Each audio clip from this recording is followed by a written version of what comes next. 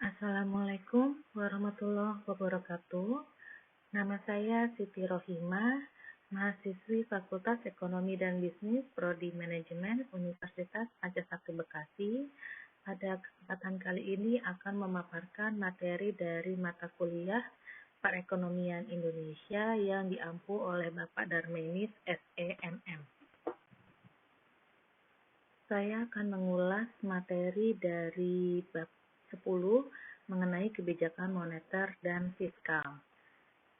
Pokok-pokok pembahasan yang dibahas pada kesempatan kali ini adalah menjelaskan kelembagaan dan instrumen kebijakan moneter, berbagai macam kebijakan moneter dan fiskal di Indonesia, dan juga menjelaskan kebijakan fiskal itu sendiri.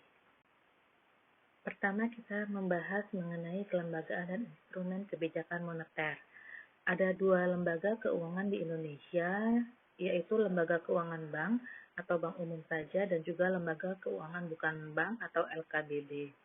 Di samping itu, di Indonesia juga dikenal ada 3 kelompok lembaga keuangan bukan bank, yaitu Lembaga Pembiayaan Pembangunan atau Development Finance Corporation, Lembaga Peranti Penerbitan dan Perdagangan Surat-Surat Berharga, atau Lembaga Investasi, atau Investment Finance Corporation, dan lembaga keuangan bukan bank lainnya.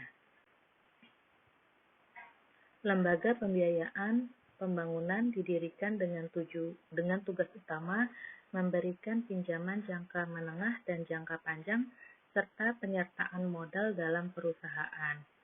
Sumber utama dana pembiayaan bagi lembaga-lembaga jenis ini adalah pinjaman jangka panjang dan modal sendiri.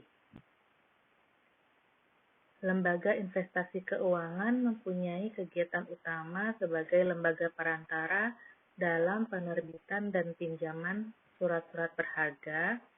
Sumber utama pembiayaan lembaga ini berasal dari penerbitan surat berharga dan pinjaman, sedangkan penggunaan dananya dipakai untuk memberikan pinjaman jangka menengah dan jangka panjang, di samping dapat juga menanamkan modalnya dalam bentuk surat berharga jangka pendek yang diterbitkan perusahaan-perusahaan.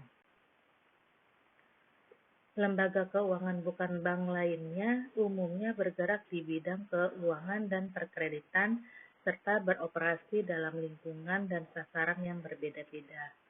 Namun, sebagian besar mereka bergerak dalam bidang asuransi, leasing, lembaga pembiayaan, pemilikan perumahan, pajak piutang, modal ventura, dan lembaga perkreditan rakyat baik formal maupun informal. 2. Instrumen kebijakan moneter. Melalui struktur kelembagaan yang sudah dijelaskan, kebijakan moneter dilaksanakan. Adapun yang menjadi sasaran kebijaksanaan sangat beraneka ragam, mulai dari pengendalian jumlah uang beredar sampai masalah penyediaan dana untuk tujuan-tujuan tertentu yang memperoleh prioritas utama. Pengendalian dan pengarahan tersebut dijalankan dengan menggunakan instrumen-instrumen kebijakan moneter formal maupun tidak formal. Berbagai macam kebijakan moneter dan fiskal. Secara umum, fungsi otoritas moneter seperti diatur dalam Undang-Undang Nomor 13 Tahun 1968 adalah 1.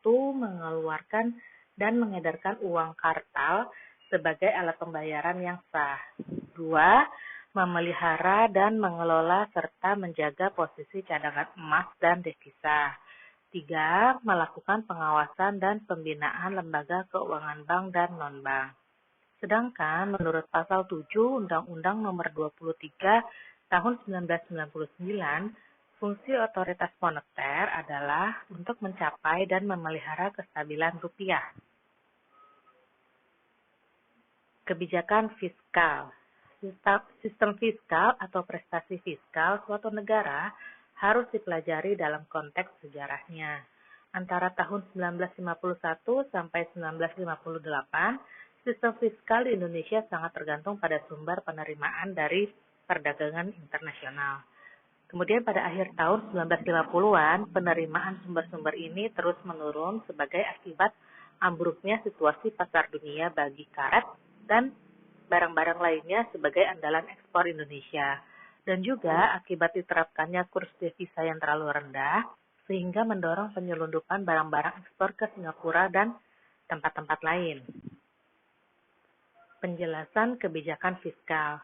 Pada masa pemerintahan Orde Baru, telah dibuat kebijakan di bidang anggaran atau fiskal dengan tujuan mempertahankan stabilitas proses pertumbuhan dan pembangunan ekonomi. Kebijakan-kebijakan tersebut antara lainnya adalah 1. Anggaran belanja dipertahankan agar seimbang. Kemudian 2. Tabungan pemerintah atau penerimaan dalam negeri dikurangi pengeluaran rutin. 3.